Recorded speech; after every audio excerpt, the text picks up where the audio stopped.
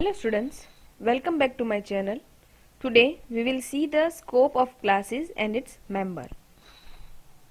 A class in C++ represents a group of data and associated functions divided into one or more of this part. Those are public, private and protected. So let us start with public member. Public members are the members which are the data member and member function that can be directly accessed by any function.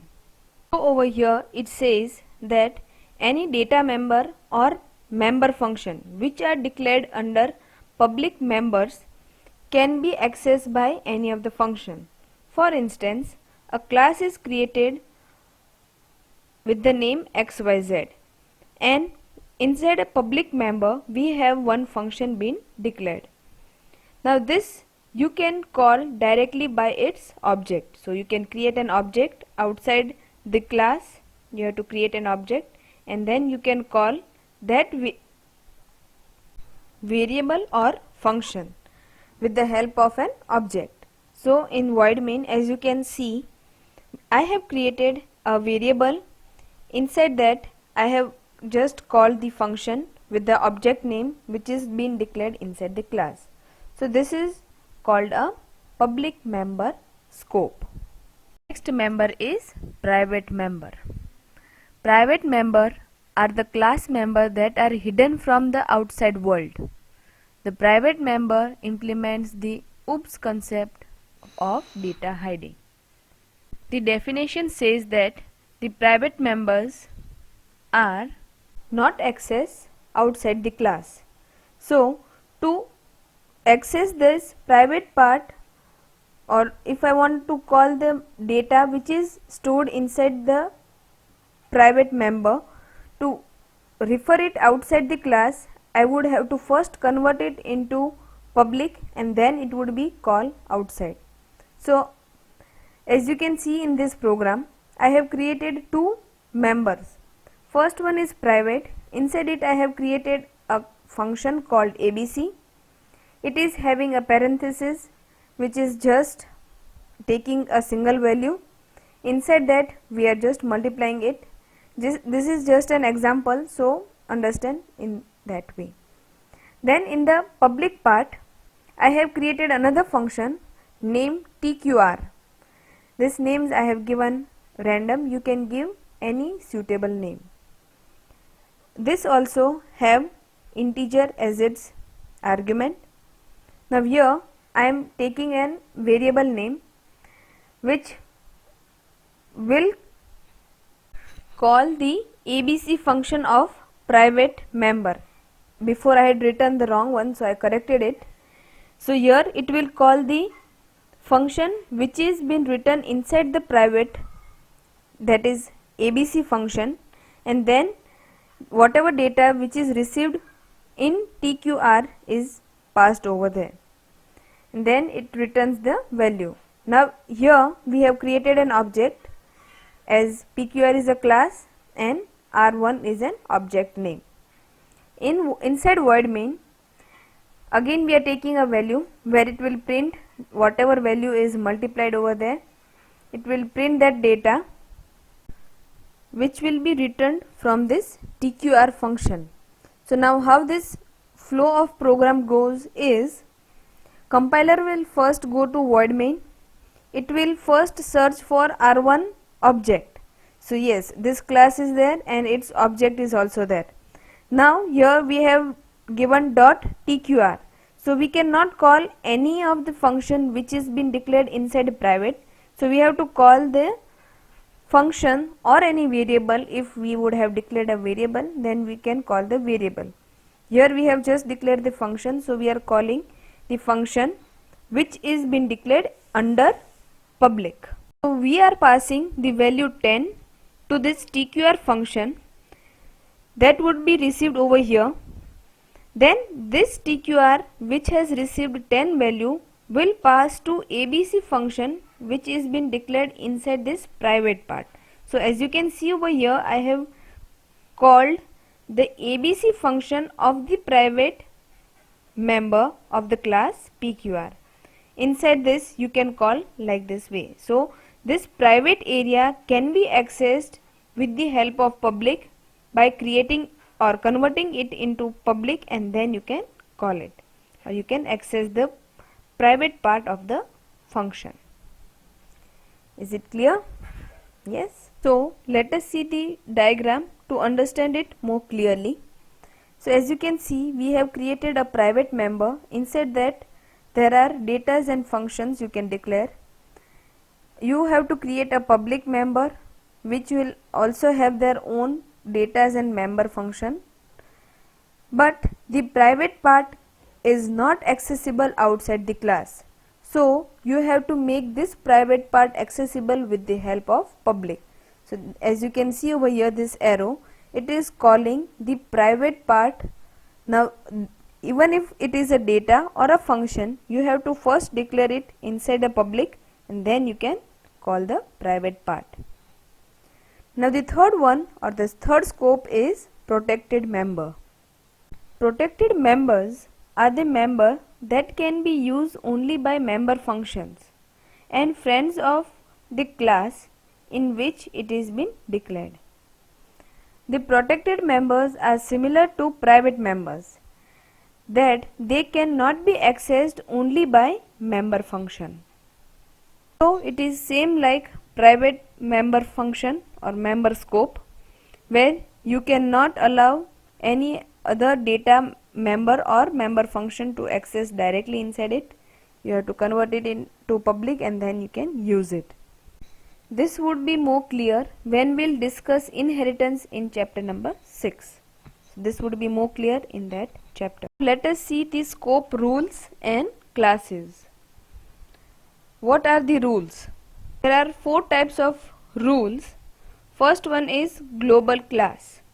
A class is said to be a global class if its definition occurs the bodies of all function of the program, which means that object of this class type can be declared from anywhere in the program. It means that when you declare a class outside the void main is called a global class. Now the second one is local class. A class is said to be a local class if its definition occurs inside the function body, which means that the object of this class type can be declared only within the function that define this class type. So this says that when you declare a class inside the void main is called a local class. Now the third one is global object. An object is said to be a global object if it is declared outside all the function bodies, and it means that this object is globally available to all the function in the program. This object can be used anywhere in the program. This means that when you declare an object outside the void main is called an global object. And the last one is local object. An object is said to be a local object if it is declared within a function, which means that this object is locally available to the function that declare it, and it cannot be used outside the function declaration. This means that when the declaration is done inside the main function, then it is called an local object. Let us see how all this work. Here this is the layout. Here I have created a class outside void main, so it is global class. The object is being created outside void main, so it is global object. Inside void main, whatever class I have created, so it is an local class. Here I have created a class, whatever data you can add it inside it. And object created inside the void main is called local object.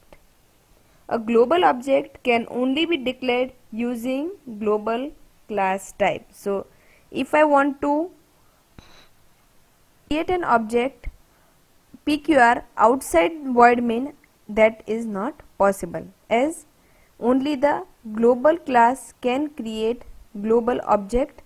It can also create a local object. So global class has two facilities. It can create global object as well as local object, while as local class can only create local object. So next, a table is given which describes all the local and global class object and class members. So which can be declared at which place, all this description is given over here.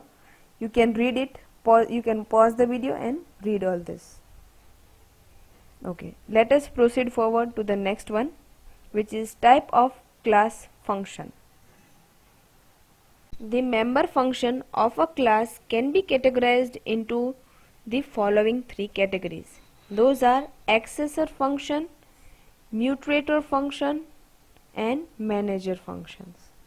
So let us see the first function, that is accessor function.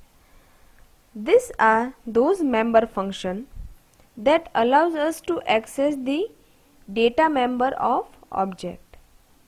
However, accessor function cannot or do not change the value of data members. So these accessor functions are such a type of function that their data members are private and those are to be called in public with the help of function. So those type of functions are called accessor function. Now the next one is mutator function. These are the member function that allows us to change the data members of an object. So these are such type of functions which allow the changes in the private data members which have been declared in the class. Their values can be changed at the runtime of the program. So these are such type of function which changes their value at the runtime. And the last one is manager function. These are member function which specifies function that deals with initialization and destroying class instance. Those are also called constructors and destructor. This we will see in the next chapter, which is based on this constructor and destructor. The next one is nested class. A class may be declared within another class. A class declared within another class is called a nested class. The outer class is known as enclosing class and the inner class is known as nested class. For example, I have created a class which is outer class. You can write any of the function and all those things what we usually write in the class.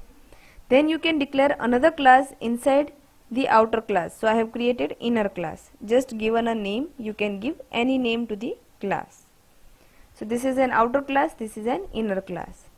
Now inside void main, you can declare two different object for each of the class which I have already created, which is outer and own object name I have given, and inner, for the inner class I have given inner and I as its name. With that you can also create both combined class object, that is outer, then you have to give two colons, and inner. So this is a combined class object which has been created, and you can, with the help of this IO, you can call any of the function or data members which have been declared in both of these classes with the help of this IO. So you can declare individual or you can declare it separate. This is called a nested class. Now the next one is data hiding and encapsulation. Now before understanding data hiding and encapsulation, let us understand what is abstraction, which is also the important part of this topic. So what is abstraction? Abstraction refers to the act of representing essential features without including the background details of explanation. So abstraction means it will hide the data and only the output what we have to use it is being seen. For example, if we consider a switchboard, in the switchboard we do not see wires or its circuit inside it or how it functions. Only we use the switch. So switch is considered to be an abstraction. So here in the next line, abstraction supports data hiding. So that only reveals information that is exposed to the user, and the rest of the information remains hidden from the user. So the important thing what is needed to the user to see, that is shown, rest all is been hidden. The third point is encapsulation refers to wrapping up data and associated functions into a single unit. So in the previous chapter we learned about abstraction, data hiding and encapsulation. Those topics we can use in this class. So in C++, OOPS concept like abstraction, data hiding and encapsulation are implemented through class constructor. Now let us see the next topic, that is function in a class. A wide range of operators need to be performed for class members that are accomplished by member function of a class. So what and how the function work is been specified with this definition. Now it has three types of function. First one is inline function, second constant member function, and the third one is nesting of member function. So let us understand the first one, inline function. The inline function are a C++ enhancement designed to speed up the program. Now normal function and the inline function are to be considered similar. It is just differentiated with the keyword inline. So if I want to write inline function, I will use inline keyword. An inline function definition should be placed above all the function that is been called. Inline function are the best of all small function that is called often. So inline, you have to just use a inline keyword and then create a function how usually we used to create the function. The next one is constant member function. If a member function of a class does not alter any data of the class, then this member function may be declared as a constant member function using keyword const. So how we used to create a constant variable, same way here we can create a constant member function. Now the last one is nesting of member function. When a member function is called by another member function, it is called nesting of member function. How we understood about nesting of class, same way nesting of function can be done. And the next topic and the last topic of class or classes is the scope resolution operator. So till now I used to say two colon operators. It is having a specific name which is called a resolution operator, scope resolution operator. The scope resolution operator, which are two colon, will uncover a hidden file scope item. So by using this operator, all the hidden files or covered files are being uncovered, or these are made global. If there are multiple variables with the same name defined a separate block, then the scope resolution operator always refers to the file scope variable. This means that in class A, if I have used variable name I, and in class B, if I have used another, means the same name variable I in class A and B both, then which scope resolution operator I am using, according to it, it will call the variable I. So I am using in both the classes. If I use this scope resolution operator, it will specifically call that class variable. Here I end my session. In the next session we will learn about objects and how they are being used in the program. Till then, please do learn all the previous topic. Please do subscribe my channel, watch all the videos, and this too, give a like, share it with your friends and whoever need this C++ information, and please do comment if needed. Thank you.